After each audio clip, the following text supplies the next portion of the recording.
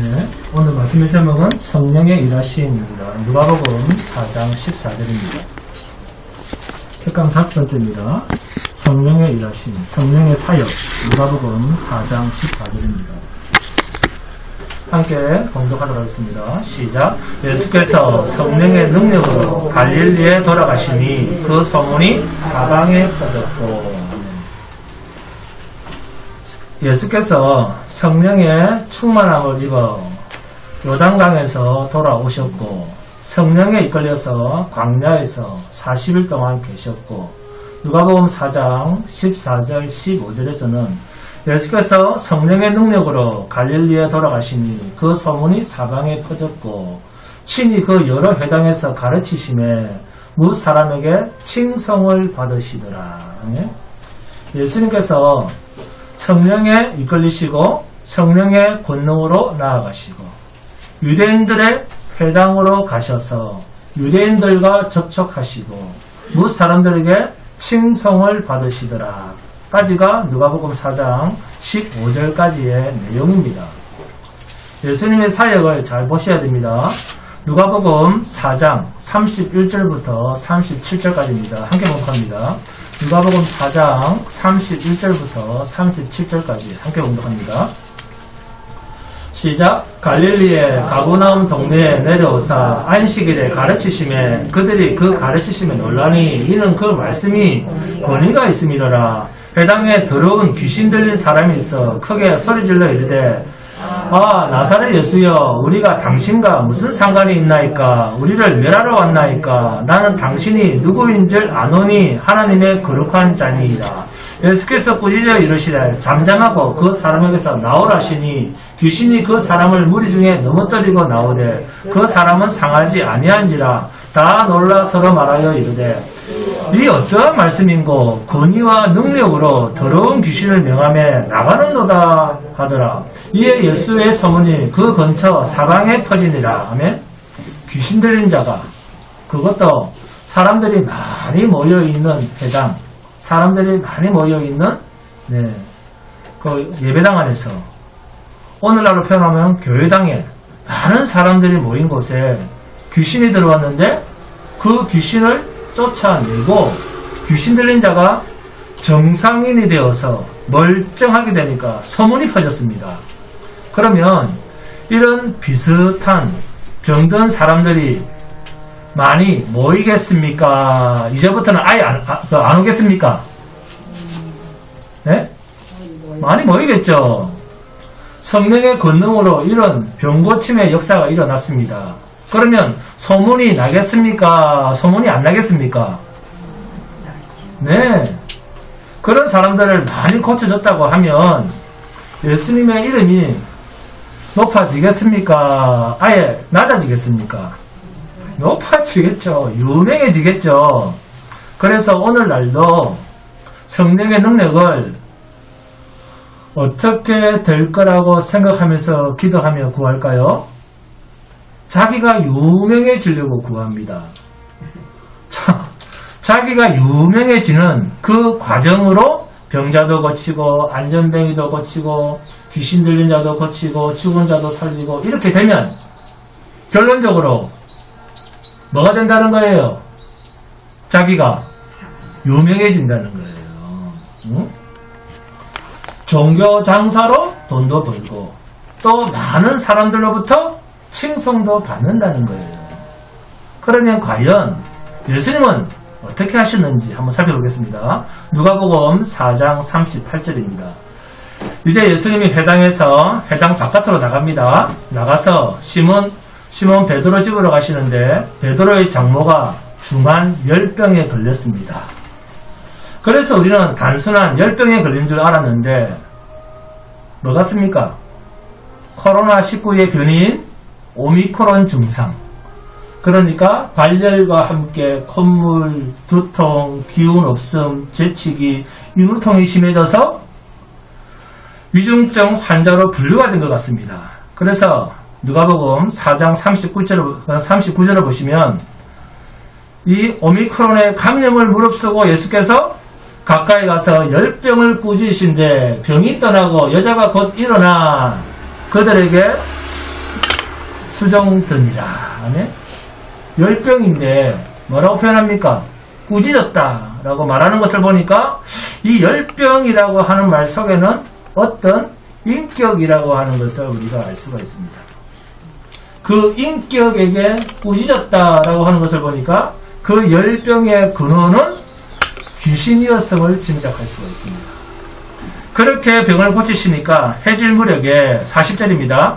해질 무렵에 사람들이 온갖 병자들을 데리고 나오매 예수께서 일일이 그 위에 손을 얹어서 고치시니. 아멘. 이제는 온갖 병자들을 예수님 앞으로 데리고 나오매 일일이 그 위에 손을 얹으시고 다 고쳐주셨습니다. 그러자 41절입니다. 여러 사람에게서 귀신들이 나가며 소리질러 이르되 당신은 하나님의 아들이니이다. 예수께서 꾸짖으사 그들이 말함을 허락하지 아니하시니 이는 자기를 그리스도인 줄 알미러라. 귀신들에게 당신은 하나님의 아들이시니이다 까지만 말하게 하고 당신은 그리스도입니다 라는 말은 못하도록 꾸짖었다 라고 되어 있습니다. 여러분, 내가 유명해지는 과정에 있고 유대인들은 또 누구를 기다리고 있습니까? 그리스도를 기다리고 있는 민족입니다. 메시아를 기다리고 있는 민족이 유대인들입니다. 메시아인 것을 말하고 귀신이 먼저 그것을 알고 드러내려고 하는데 예수님은 말을 하지 못하도록 입을 막아버립니다. 귀신의 입을. 그리고 누가복음 4장 42절부터 44절입니다. 함께 봉독합니다. 42절부터 시작. 날이 밝음에 예수께서 나오사 한적한 곳에 가시니 우리가 찾다가 만나서 자기들에게서 떠나시지 못하게 만류하려 하며 예수께서 이르시되 내가 다른 동네들에게서도 하나님의 나라 복음을 전하여야 하였으니 나는 이 일을 위해 보내심을 받아노라 하시고 갈릴리 여러 회당에서 전도하시더라. 지금까지 안식일에 많은 병든 자, 귀신 들린 자를 고쳐주셨습니다. 안식일에 유대사회에서 병을 고치면 어떻게 되는 줄 아십니까? 안식일에 병을 고치면 안식일을 범한 자가 됩니다. 안식일을 범한 자로서 돌로 쳐 죽여야 할 죄가 됩니다. 여러분, 이 사실 모르셨죠? 그러니 성경을 글로만 읽으면 안 된다는 겁니다. 그런데 성경을 글자로만 읽는 사람들이 예배당을 들락거리면서 성령을 구하고 능력을 구하고 거룩한 척하고 복을 구하고 은혜를 구하고 있다는 겁니다. 이런 자들 앞에서 정말 내가 하나님께 받은 은혜가 무엇인지도 모르고 오히려 그런 종교주의자들을 부러워하고 있으면 바울 사도식으로 표현하면 우리는 내가 부활이 없고 다시 사는 것이 없다고 하면 여러분 중에 나보다 더 불쌍한 사람은 없습니다. 그러면서 또 무슨 말을 한 줄 아십니까? 종교놀이를 하는 저런 거룩한 친구들을 두고 하는 말이 내가 전한 복음 외에 다른 복음을 전하거나 내가 전한 예수 외에 다른 예수를 믿으면 저주를 받는다. 바울이 이렇게 말했습니다. 그런데 의외로 교회를 다니는 사람보다 성전에 다니는 사람들이 많아요. 구약의 성전. 아시겠습니까? 여러분, 바울처럼 자기가 거룩해지려고 하는 자들을 향해서 바울 정도로 여러분도 다른 사람 앞에 당당할 수 있는 그 거룩함이 여러분 속에 있어야 됩니다. 자신감이 있어야 돼요. 복음에 대한 자신감이. 저런 자들을 볼 때마다 참으로 불쌍하다가 아니라 여러분에게 이 놀라운 거룩한 은혜, 진리를 주신 하나님께 제대로 감격하며 살아야 됩니다. 아무리 큰 세상 권력과 권세와 돈을 가졌다 할지라도 영원한 생명이 없고 예수의 의와 예수의 거룩이 없는 그들을 보면 불쌍함을 느끼며 감사와 기쁨으로 사는 삶, 이게 믿음이요, 믿음의 삶입니다. 내게 있는 것 다 줘도 우리는 이 세상 전부를 가지고도 살 수 없는 영원한 것을 가지고 사는 자들입니다. 이게 증거고 믿음입니다. 믿음이라고 하는 것은, 하나님의 복이라고 하는 것은 믿음이 있나 없나로 봐야지 우리가 하고 안 하고의 문제가 아니라잖아요. 내가 잘하면 하나님께서 주시고 내가 못하면 하나님께서 안 주시고 그런 거 절대 아닙니다. 우리는 거저 받았잖아요. 하나님의 믿음을, 영원한 생명을 그냥 거저 받았잖아요. 아무런 한 것도 없이. 나기도 전에 받았잖아요. 그들이 무슨 선이나 악을 행하기도 전에 받았잖아요. 그런데 그것을, 이 세상 전부를 줘도 살 수 없는 그 믿음, 그것을 우리는 받은 거잖아요. 그게 믿음인데 그걸 구분하지 못하는 거예요. 아쉽게도. 예수님이 시몬 베드로의 장모의 열병을 꾸짖었습니다. 그러니까 소문이 더 퍼집니다. 더 퍼져서 해가 지는데도 온갖 병자들이 다 몰려왔습니다. 귀신들도 떠나면서 당신은 하나님의 아들입니다. 그리스도입니다. 하고 말하니까 입을 막아버립니다. 예수님이 그리스도입니다. 메시아입니다. 그리고 안식일에 병을 고치면 돌에 맞아 죽는 줄 알면서도 귀신을 쫓고 병도 고쳐줬습니다. 해질녘이면 안식일입니까? 안식일이 끝나가는 시간대입니까?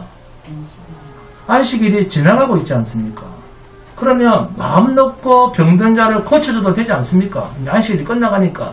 그럼 마음 놓고 마음 편안하게 병든 자를 고쳐도 되는데, 그런데 오히려 사람들이 또 더 많이 모였는데 정작 예수님은 42절에서 오히려 한적한 곳으로 그들을 피해버립니다. 날이 밝으면 예수께서 나오사 한적한 곳에 가시니 무리가 찾다가 만나서 자기들에게 떠나시지 못하게 만류하려 하매. 아멘. 사람들은 우리들의 병을 고쳐주고 가십시오 라고 붙드는데도 예수님은 만류하고 이들을 떠나버립니다. 그러면서 누가복음 4장 43절 44절에서 뭐라고 하십니까? 예수께서 이르시되 내가 다른 동네들에서도 하나님의 나라 복음을 전하여야 하리니 나는 이 일을 위해 보내심을 받았노라 하시고 갈릴리 여러 회당에서 전도하시더라. 여러분, 예수님이 안식일을 범해가면서 귀신을 쫓았습니다. 온갖 병자들을 고쳤습니다. 시몬 베드로의 장모의 열병도 고쳐줬습니다. 그런데 그 병고침의 목적이 뭡니까? 하나님 나라의 복음을 전하는 것. 이게 전도라고 하지 않습니까? 병 고치는 것이 목적입니까? 하나님의 나라의 복음을 전하는 것이 목적입니까? 하나님 나라의 복음 이거로 메시아입니다. 하나님 나라의 복음이 뭐죠? 하나님의 아들 메시아가 이 땅에 오셨다. 이 말이 복음입니다. 그러니까 십자가 예수, 이걸 전하는 것이 전도입니다. 귀신 쫓고 병 고치는 것이 목적입니까? 그게 목적이었다면 나은 병자들은 다 고쳐줘야 되잖아요. 예? 다른 병자들도. 그런 때같이 모여들었잖아요. 그런데 내가 다른 동네들에서도 하나님 나라의 복음을 전하여야 하리니 나는 이 일을 위해 보내심을 받았노라. 네?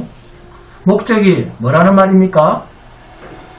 귀신을 쫓던 병을 고치던 그것은 하나님이 보내신 자 메시아 그리스도를 증거하는 일로 모델로 보여주시면서 나는 이 일로 보내심을 받은 메시아다라는 것입니다. 그런데 이 그리스도 하나님의 아들 하나님의 거룩한 자라는 말을 못하도록 귀신의 입을 막아버렸습니다. 누가복음 4장 34절입니다. 나사렛 예수여 우리가 당신과 무슨 상관이 있나이까? 우리를 멸하러 왔나이까? 나는 당신이 누구인지 아노니 하나님의 거룩한 자니이다. 주님은 자신이 하늘로부터 온 메시아여 그리스도여 하나님의 아들이심을 증거해내는 사건으로 귀신을 쫓고 병도 고쳤는데 왜 정작 주님을 알아보는 이 귀신의 입을 막아버렸을까요? 그리고 누가복음 4장 14절 15절에 예수께서 성령의 능력으로 갈릴리에 돌아가시니 그 소문이 사방에 퍼졌고 친히 그 여러 배당에서 가르치심에 무 사람에게 칭송을 받으시더라. 아멘.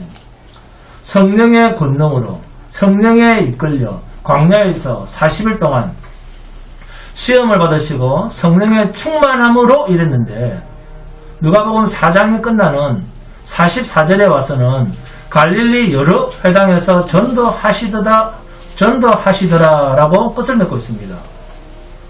여러분, 주님이 이렇게 성령의 권능을 가지고 성령의 충만함으로 귀신도 쫓고 온갖 병자들을 다 낫게 하고 사람들로부터 칭송을 받고 구름대같이 사람들도 모이는데 이렇게 하시는 예수님의 목적이 뭘까요? 하나님 나라의 복음을 전하기 위해서 자신이 그리스도인 것을 증거하려고 전도하기 위해서 단순히 그렇게만 생각하시면 안 됩니다. 왜요? 예수님의 정체를 드러내려는 이 귀신의 일, 나는 당신이 누구인지 아노니 하나님의 거룩한 자녀이다 라고 말하는 귀신의 입을 주님이 막아버렸습니다. 그렇다면 주님이 이렇게 하시는 이유가 뭘까요?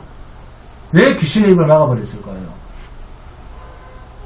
죽음입니다. 예수님 당신이 죽으실 일을 하고 있는 것입니다. 예수님 자신이 죽을 일을 하고 있는 거예요. 이것이 성령의 권능이고 성령 충만입니다. 그러니까 성령의 권능, 성령의 충만함을 사람들은 힘, 엄청난 기적을 일으키는 파워, 이렇게 성령을 구하는데 예수님은 성령의 권능, 성령의 충만함으로 무슨 일을 합니까? 자기 죽을 짓을 하고 있는 거예요. 그 성령의 충만함으로 예수님은 맞아 죽을 짓을 하고 있는 겁니다. 무엇으로? 성령 충만함으로. 이게 성령이 하고 계시는 일입니다. 이것을 권능이라 충만이라고 하는 거예요. 하나님이신 분이 성령에 이끌렸습니다.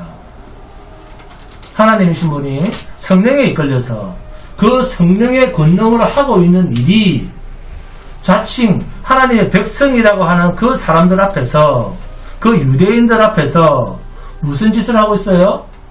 자기 죽을 짓을 하고 있는 거예요. 죽을 짓을.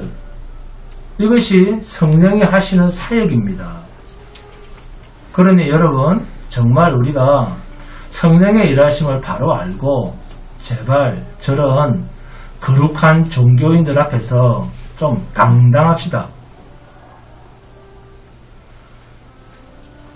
성령의 권능, 성령의 충만함, 하나님의 은혜, 이 세상이 아닌 다른 세상, 영원한 생명을 가진 자의 모습으로 하나님의 하나님 되심을 주안교회 성도, 우리들만이라도 좀 드러내고 살아야 되지 않겠습니까?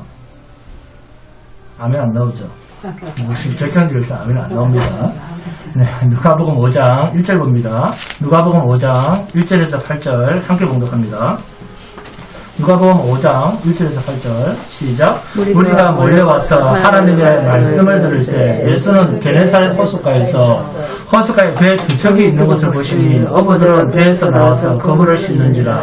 예수께서 한 배에 오르시니 그 배는 시몬의 배라. 육지에서 조금 빼기를 청하시고 앉으사 배에서 무리를 가르치시더니 말씀을 마치시고 시몬에게 이르시되 깊은 데로 가서 그물을 내려 고기를 잡으라. 시몬은 대답하여 이르되 선생님, 우리들이 밤이 새도록 수고하였으되 잡은 것이 없지만은 말씀에 의지하여 내가 그물을 내리리이다 하고 그렇게 하니 고기를 잡은 것이 심히 많아 그물이 찢어지는지라. 이에 다른 배에 있는 동무들에게 선짓하여 와서 도와달라 하니 그들이 와서 두 배에 채우며 잠기게 되었더라. 시몬 베드로가 이를 보고 예수의 무릎 아래에 엎드려 이르되 주여 나를 떠나소서 나는 죄인으로소이다 하니 아멘.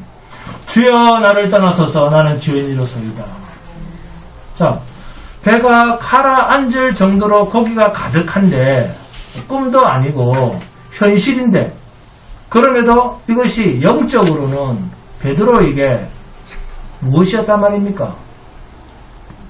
현실로는 고기가 가득 찼는데 이것이 영적으로는 베드로에게 무엇이었다? 모자람이 없는 상태, 성령 충만한 상태죠. 네? 베드로의 마음속에 하나님의 일하심이 충만한 상태를 보여주고 있는 것입니다. 배에 물고기가 가득해서 기뻐해야 할 자가 성령이 충만해지니까 뭐라고 합니까, 베드로가? 그렇죠. 주여 나를 떠나소서 나는 죄인이로소이다. 나는 죄인입니다. 나는 죽어야 할 자입니다. 나를 죽여주십시오. 이것이 성령 충만할 때 나타나지는 고백입니다. 예수님이 성령에 충만해서 성령의 권능에 이끌려 가시니까 무슨 일만 하고 계십니까? 자기 죽을 짓만 하고 계시듯이 사람들에게 자신의 성령 충만함을 드러내시니까 그 사람, 당사자 베드로는 배가 잠길 정도로 물고기가 가득한 것을 보고 세상에서의 출세와 잘됨을 위해서 기뻐해야 할 자가 무엇을 고백합니까? 주여 저는 죄인이로소이다. 저를 죽이시든지 저를 떠나주십시오. 이것이 성령이 일하시되 나타나지는 팩트입니다. 영적인 현실입니다. 누가복음 5장 12절에서 16절입니다. 함께 공부합니다. 누가복음 5장 12절에서 16절 시작. 예수께서 한 동네에 계실 때 온몸에 나병 들린 사람이 있어 예수를 보고 엎드려 구하여 이르되 주여 원하시면 나를 깨끗하게 하실 수 있나이다 하니 예수께서 손을 내밀어 그에게 대시며 이르시되 내가 원하노니 깨끗함을 받으라 하신대 나병이 곧 떠나니라. 예수께서 그를 경고하시되 아무에게도 이르지 말고 가서 제사장에게 내 몸을 보이고 또 내가 깨끗하게 됨으로 인하여 모세가 명한 대로 예물을 드려 그들에게 입증하라 하셨더니 예수의 소문이 더욱 퍼지며 수많은 무리가 말씀도 듣고 자기 병도 고침을 받고자 하여 모여오되 예수는 물러가서 한적한 곳에서 기도하시니라. 아멘. 나병 환자의 병을 낫게 해줬습니다.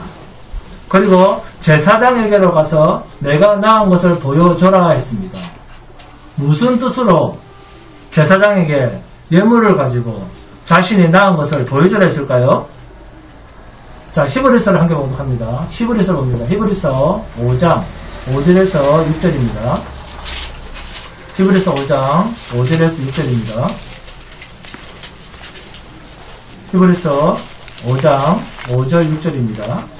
시작. 또한 이와 같이 그리스도께서 대제사장 되심도 스스로 영광을 취하심이 아니요 오직 말씀하신 이가 그에게 이르시되 너는 내 아들이라 내가 오늘 너를 낳았다 하셨고 또한 이와 같이 다른 데서 말씀하시되 내가 영원히 멜기세덱의 반차를 따르는 제사장이라 하였으니. 아멘.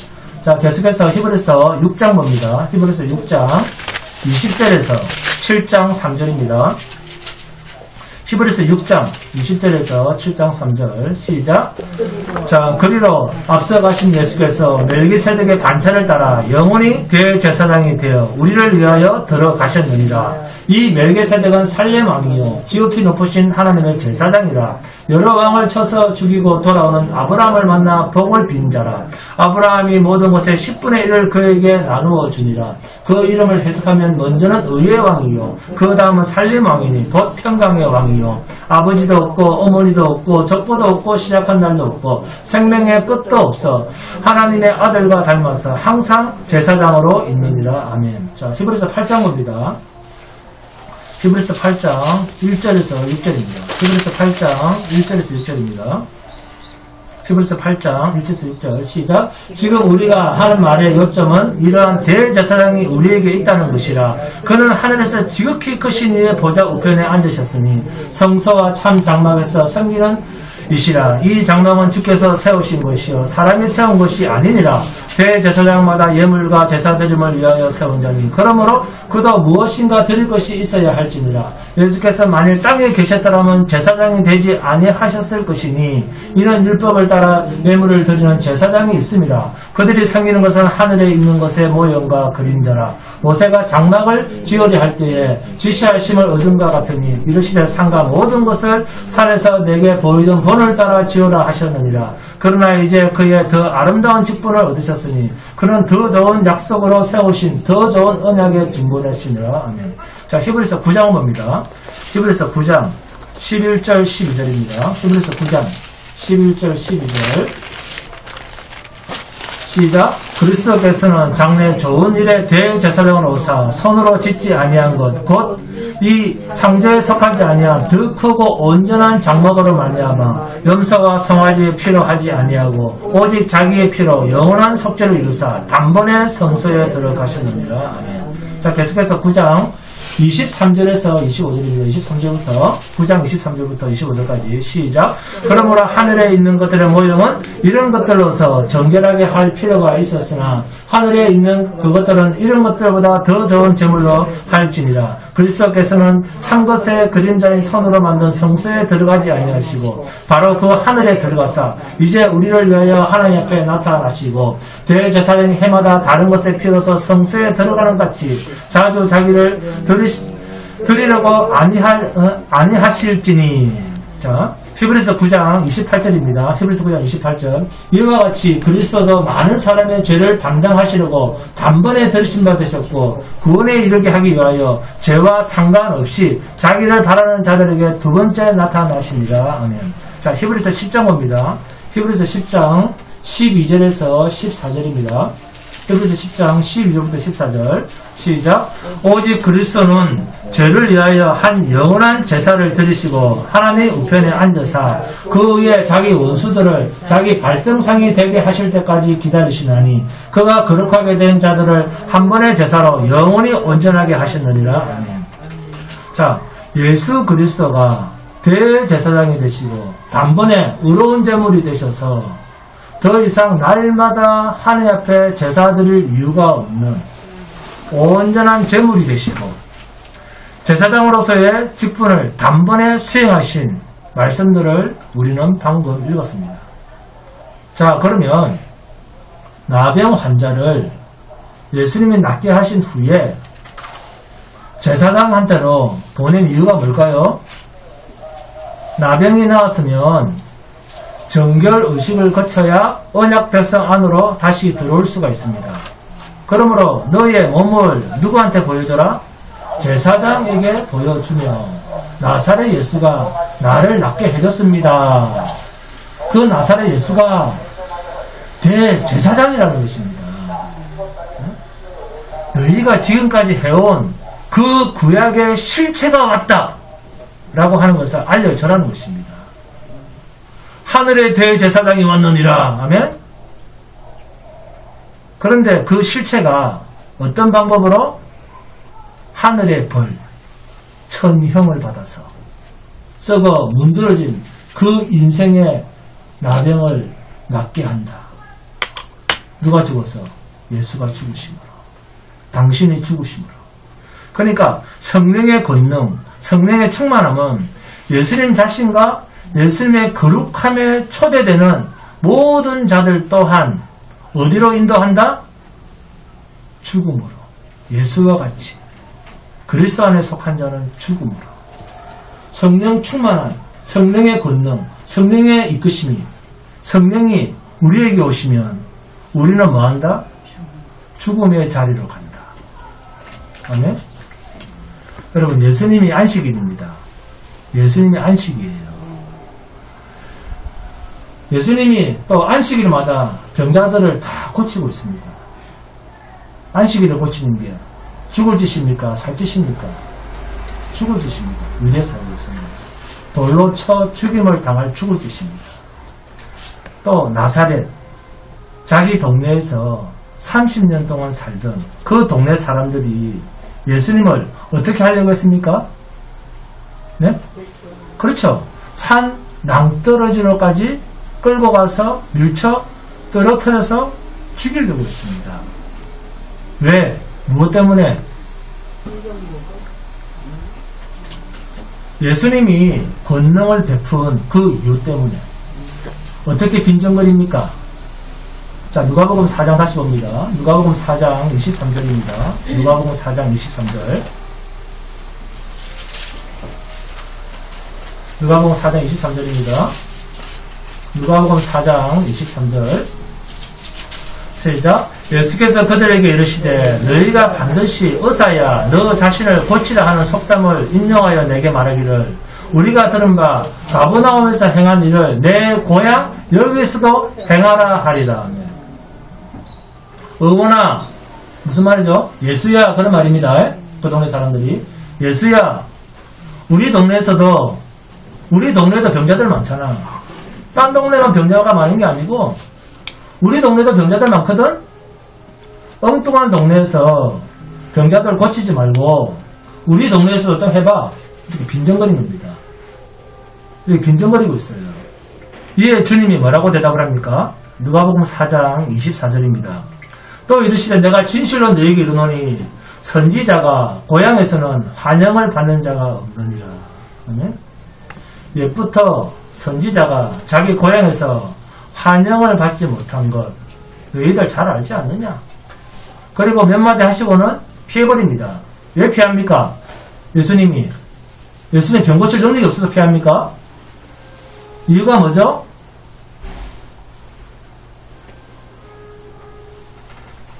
대답 안 하기로 하셨죠. 예수님이 광야에서 시험을 받으신 후에 제일 먼저 일어난 사건입니다. 성령의 권능에 이끌려서 자기 고향, 자신이 자란 나사렛에 가서 회당에서 이사야서의 말씀을 하시면서 누가복음 4장 18절 19절입니다. 함께 봉독합니다. 누가복음 4장 18절 19절 시작. 주의 성령이 내게 임하셨으니 이는 가난한 자에게 복음을 전하게 하시려고 내게 기름을 부으시고 나를 보내사 포로된 자에게 자유를 눈먼 자에게 다시 보게 함을 전파하며 눌린 자를 자유롭게 하고 주의 은혜의 해를 전파하게 하려 하심이라 하였더라. 가난한 자에게 복음을 포로된 자에게 자유를 눈먼 자에게 다시 보게 함을 이런 자들이 어떤 자들입니까? 네?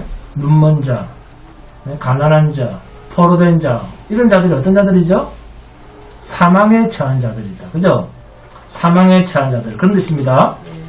그런데 이런 자들을 살리는 일이 누가 할 일이다? 예수, 내가 할 일이다. 라고 말씀하시고는 이사야서를 성경 맡은 자에게 주고 말씀을 하십니다. 너희들 마음에 내가 다른 동네에서 그렇게 많은 병자들을 고쳤다면서 그러면 본 동네인 우리 동네 병자들도 좀 고쳐보시지. 네? 너희들 지금 이런 마음이지. 이렇게 예수님이 나사렛 본 동네 사람들의 마음에 불을 지핍니다. 정말 더 기분 나쁘게 합니다. 그 마을 사람들의 마음을. 그러면서 예수님은 선지자가 고향에서 환영받은 일이 없느니라. 나사렛 본 동네 사람들의 마음을 가지고 본 동네 사건을 가지고 하나님 나라의 본 백성인 그 유대 땅, 내 땅에서 너희가 나를 죽일 것이라는 것을 모델로 보여주시고 있습니다. 그러니까 본 동네 나사렛에서 30년을 함께 동거동락했던 사람들이 예수님을 어떻게 처단을 하려고 합니까? 누가복음 4장 29절을 봅니다. 누가복음 4장 29절. 일어나 동네 밖으로 쫓아내어 그 동네가 건설된 산 낭떠러지로까지 끌고 가서 밀쳐 떨어뜨리고자 하되 산 낭떠러지에서 예수님을 밀쳤습니다. 죽이라고 밀쳤어요. 밀쳤는데 예수님은 낭떠러지로 떨어지는 것이 아니라 어떻게 살았을까요? 김현수 권사님 어떻게 살았을까요? 그들 가운데 있지. 낭떠러지로 밀었는데 어떻게 그들 가운데로 갑니까? 그냥 허공을 걸어가시는 거예요. 밀쳤는데 낭떠러지에 밀쳤잖아요. 이렇게 밀쳤는데 허공을 걸어가신 거예요. 예수님께서. 그 표현이 누가복음 4장 30절에 예수께서 그들 가운데로 지나서 가시니라. 이게 그 표현이에요. 허공을 걸었다 그 말입니다. 목사님 그런 말 없는데요? 여러분 바다 위를 걸으신 예수님입니다. 왜 바다 위를 걷는 게 그건 이상하지 않습니까? 그래도 이해가 안 됩니까? 바다 위를 걸으신 예수님입니다. 그러면 허공인들, 공중인들 못 벗습니까? 주님은 자신을 죽이도록 그들을 부추기신 거예요. 주님은 뭐로 나갔습니까? 유대인들 앞에 성령의 충만함으로 유대인들 앞으로 나가신 거예요. 성령의 권능으로 나아갔는데 하시는 일은 유월절을 어기면서 죽을 짓만 골라서 하고 계시지 않습니까? 이것이 성령이 자기 백성들에게 나타내시는 열매들입니다.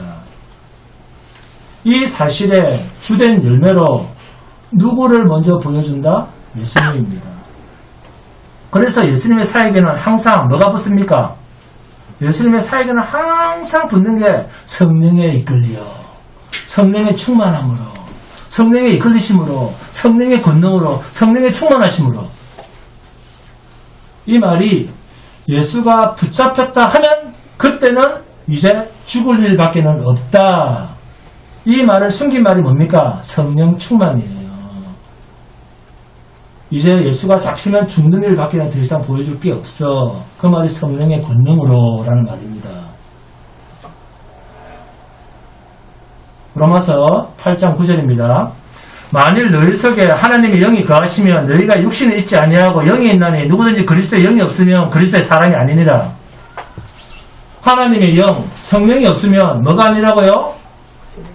그리스도의 사람이 아니라 하나님의 백성이 아니다. 쉽게 말하면 신자가 아니다 그 말이에요. 그래서 성도라고 하는 것은 예배당 다니는 사람 이렇게 보면 안 된다 그 말입니다. 누가 계셔야 된다? 성령이 계셔야 된다. 성령이 계셔야만 성도입니다. 그러면 성령이 계시는지 안 계시는지 어떻게 압니까? 로마서 8장 16절 17절입니다. 함께 봉독합니다. 로마서 8장 16절 17절. 로마서 8장 16절 17절. 함께 봉독합니다. 로마서 8장 16절 17절.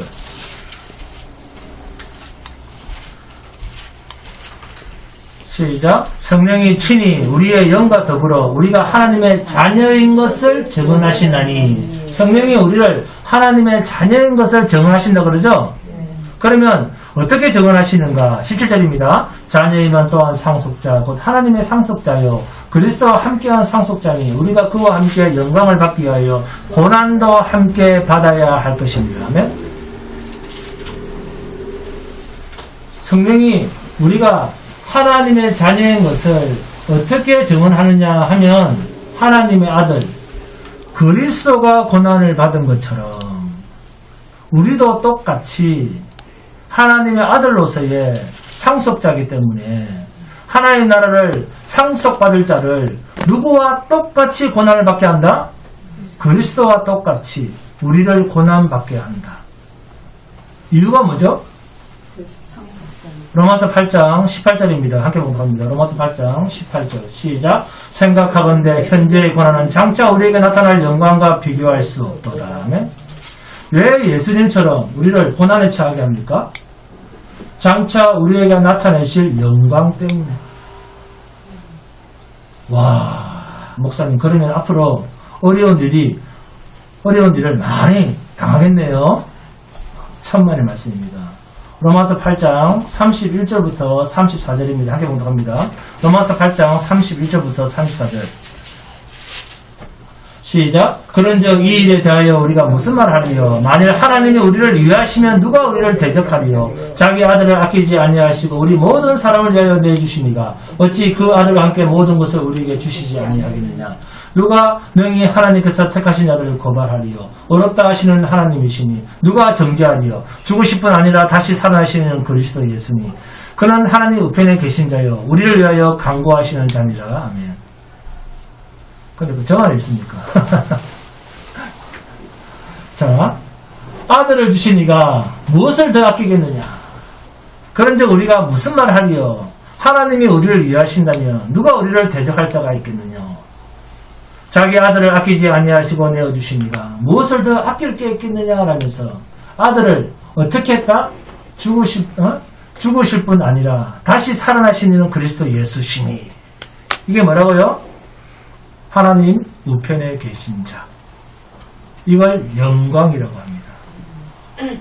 로마서 8장 35절 36절입니다. 로마서 8장 35절 36절 함께 봉독합니다. 시작.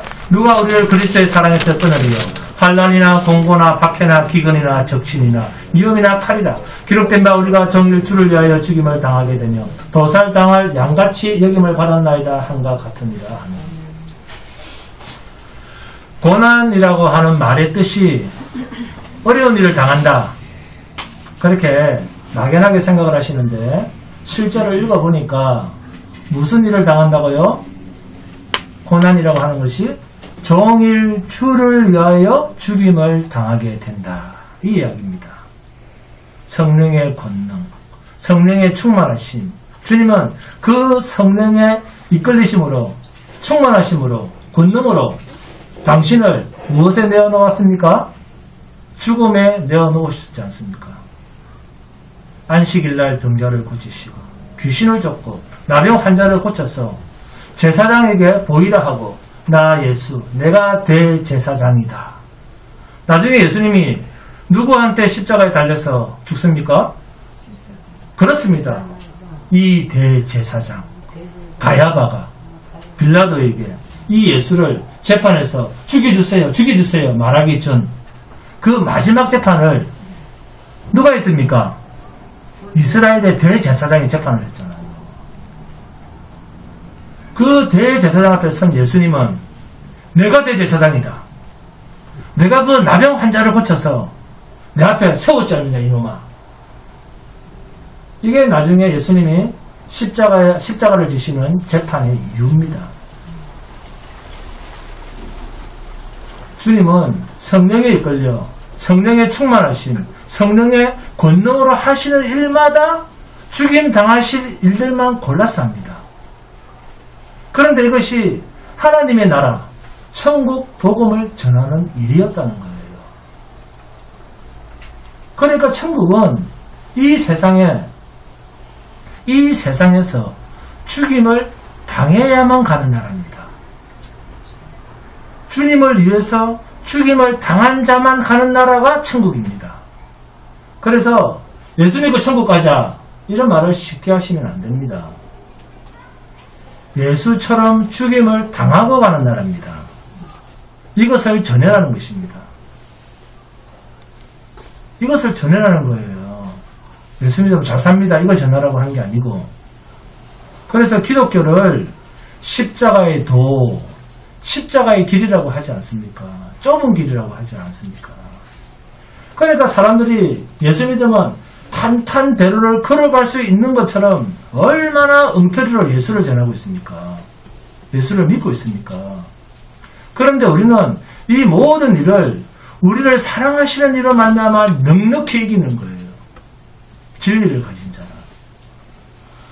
우리를 사랑하시는 이로 말미암아 우리는 죽음도 이기는 자입니다. 그래서 마태복음 10장 28절에 몸은 죽여도 영혼은 능히 죽이지 못하는 자들을 두려워하지 말고 오직 몸과 영혼을 능히 지옥에 멸하실 수 있는 일을 두려워하라. 아멘? 이 육의 사망만 있는 것이 아니라 둘째 사망, 영원한 지옥불에 들어갈 사망도 있다라는 겁니다. 죽음은 끝나는 게 아니에요. 죽음은 그때부터 시작입니다. 죽음은 그때부터 무엇이 시작입니까? 영원의 시작이에요. 지금은 시간 속에서 살고 있지만. 그러니까 몸이 죽는 일은 성령의 권능에, 성령의 이끌림에, 성령의 충만하심 때문에 자신이 죽어야 할 것을 알고 베드로처럼 나는 죄인이로소이다. 나를 떠나소서 했는데 그럼에도 불구하고 예수님께서 나를 따라오라 할 때 따라가는 자는 이미 자기는 뭐다? 그렇죠. 죽어야 할 자인 것을 알고 따라가는 거예요. 이것을 주님은 자기를 부인하고 자기 십자가를 지고 나를 쫓을 것이니라 이렇게 표현하신 겁니다. 죄로 말미암아 죽은 줄로 아는 자만 주님을 따르는 거예요. 그래서 예수 믿는다, 주님을 믿는다라는 말은 나는 죄로 말미암아 죽어야 할 자인 것을 아는 자입니다. 그 말입니다. 당연히 자신에게는 공로가 있을 수가 없는 거죠. 자신에게는 선한 것이란 있을 수가 없는 거죠. 누가 진리를 알게 한다고요? 성령이 알게 하십니다. 그래서 사도 요한은 요한복음 16장 봅니다. 요한복음 16장 8절에서 16절입니다. 함께 봅니다. 요한복음 16장 8절에서 16절 요한복음 16장 8절에서 16절 함께 봅니다. 시작. 그가 와서 죄에 대하여 의에 대하여 심판에 대하여 세상을 책망하시리라.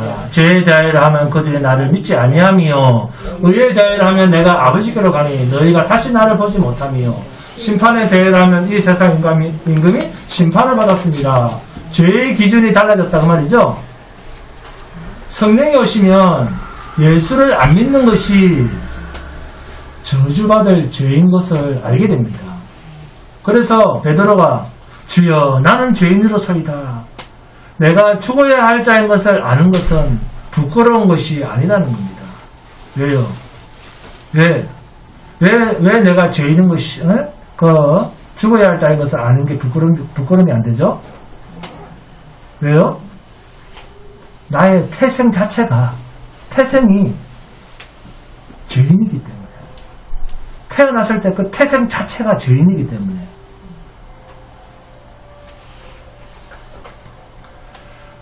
그래서 누구밖에 없다? 예수밖에는 없다. 자기를 믿을 수도 없고 자기 행위를 믿을 수가 없다는 거예요. 그런데도 예수를 믿으면서도 자기가 거룩하기를 바라는 사람은 악을 행하는 자요, 어둠에 속한 자요, 어둠에 거하는 자라는 겁니다. 왜요? 빛 가운데로 나오면 자기의 행위가 발각되잖아요. 빛이신 예수님 앞으로 오면 자기의 행위가 사람은 속일 수 있어도 생명의 주인이시요 속을 훤히 들여다보시는 주님 앞에서는 너희의 그 행위가 외식이고 미선이고 독사의 자식이고 해칠한 무덤이다 하는 것이 들통이 나잖아요. 요한복음 3장 16절 암송해봅니다. 요한복음 3장 16절 시작. 하나님이 세상을 이처럼 사랑하사 독생자를 주셨으니 이는 그를 믿는 자마다 멸망하지 않고 영생을 얻게 하려 하십니다. 아멘. 한번 생각해보세요. 만민 구원설처럼 세상을 이처럼 사랑하사 독생자를 주셨으면 모든 사람이 다 많이 구원을 받는다고 한다면 만민 구원설이 그게 예? 세상을 이처럼 사랑하사 그래서 이 세상을 다 구원하기 위해서 예수님을 주셨다고 한다면 예? 믿고 다시고 할 게 뭐가 있습니까? 예? 쉽게 생각해보세요. 이성적으로 우리가 이성을 가지고 있잖아요. 성경을 보더라도 이성적으로 이해가 돼야 됩니다. 네? 믿고 자식 할 게 뭐가 있어요? 네? 아들 주시면서 다 그냥 영생 얻게 하면 되죠. 교회 올 필요가 또 뭐 있습니까? 그렇지 않습니까? 그래야지 하나님이 진짜 이 세상을 다 이처럼 사랑하신 것이 되는 거죠. 그런데 하나님은 우리에게 조건을 거는데 그걸 사랑이라 하면 안 됩니다. 그래서 요한복음 3장 16절은 예수 믿으면 천국 간다. 예수 믿으면 영생한다. 그런 뜻으로 주신 말씀이 아닙니다. 그러면 무슨 말이냐? 바로 그 앞을 잘 보셔야 됩니다. 바로 그 앞에 9절. 요한복음 3장 14절 15절입니다. 한 개 목록합니다. 요한복음 3장 14절 15절. 시작. 모세가 광야에서 뱀을 든 것 같이 인자도 들려야 하리니 이는 그를 믿는 자마다 영생을 얻게 하려 하시니라. 아멘. 영생의 조건이 뭡니까? 인자가 들려야 되죠, 먼저. 그죠? 인자가 들려야 한다는 겁니다. 그리고 그 인자가 들려진 것을 많은 자마다 믿는 자마다 영생을 얻게 한다. 조건이 걸려 있습니다. 그런데 이 믿는 것을 내가 믿는 겁니까? 하나님이 믿게 하시는 거죠. 믿음은 선물입니다. 그러니까 14절, 15절을 가지고 와서 무엇을 봐야 된다? 16절을 봐야 된다는 겁니다. 14절, 15절을 가지고 16절을 보시면 세상을 사랑하는 것 같습니까? 아닙니까? 세상을 사랑하는 것이 아닙니다. 성경을 이렇게 연결해서 보질 않고 자기 좋은 구절만 톡 빼서 끊어서 읽으니까 예수 믿읍시다. 말만 하면 천국 가는 줄 압니다. 무엇을 한 것을 아는 자마다 모세가 뱀을 든 것 같이 인자도 들려야 되는데 그 인자가 들린 것을 믿는 자마다 뱀이 들렸다. 인자가 들렸다. 무슨 뜻입니까? 십자가에서 나의 죄를 대속하여 죽으신 것을 믿는 자마다. 아멘? 자, 그러면 질문하겠습니다. 하나님의 독생하신 아들, 인자, 죄가 없으신 분, 하늘에서 내려온 자, 인자 외에는 하늘로 올라간 자가 없느니라 했습니다. 그러면 하늘에서 내려온 자가 죄가 있습니까? 없습니까? 없죠. 없습니다. 그 말하고 계신 거예요, 여러분. 죄 없는 자가 십자가에 달려 죽었습니다.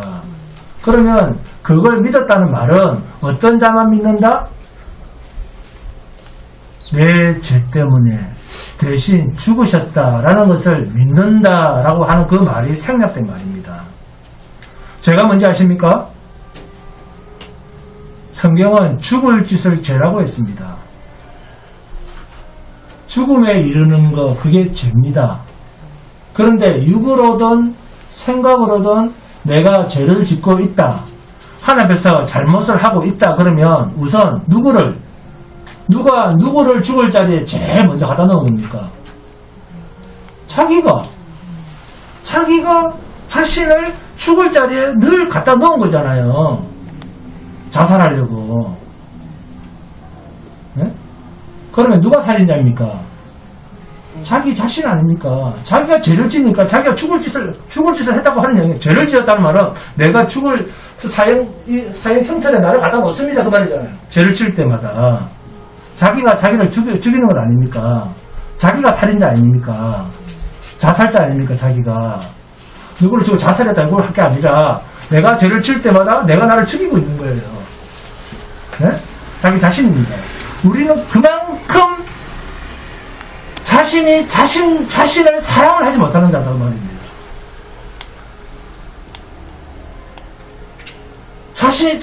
자신도 사랑하지 못하는 존재가 누구를 사랑하겠다는 말입니까? 네?